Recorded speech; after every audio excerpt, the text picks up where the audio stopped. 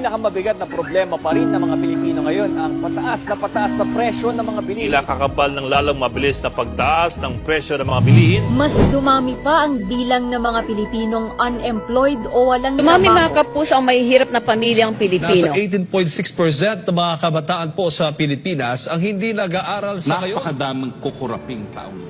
Magandang umaga sa inyo lahat. Ako po si Andros B. Bukinya at ipapakita namin kung paano nakaka-epekto ang economics sa araw-araw. Alam niyo pa, araw-araw natin ginagamit ang economics? Kasama natin ngayon ang isang mag-aaral na magpapaliwanag kung ano ang economics. Ang economics ay ang pag-aaral kung paano ginagamit ng mga tao ang kakaunting pinagkukunan para matugunan ang walang katapusang pangangailangan. Ibig sabihin, araw-araw tayong gumagawa ng mga pasyang pang-economics. Pumunta tayo sa isang tindahan upang makita natin ang economics sa araw-araw na buhay.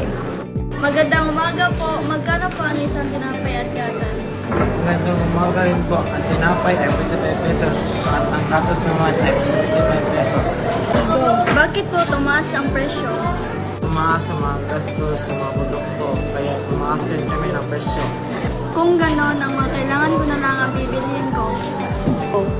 Ano ang aral dito? Kapag tumaas ang gastos, tumataas din ang presyo, kaya mas mahalagang unahin ang pangangailangan kaysa kagustuhan.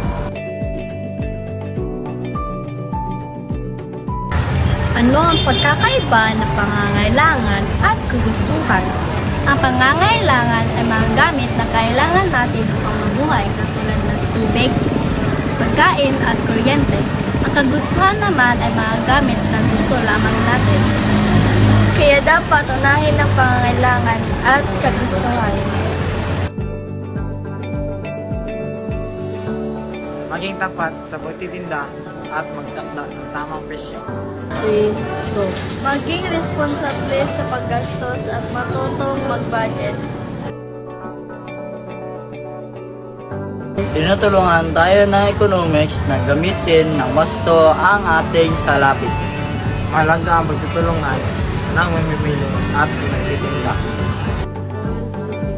Ang ating pagpaplano ay nagpapaganda ng ating pamumuhay.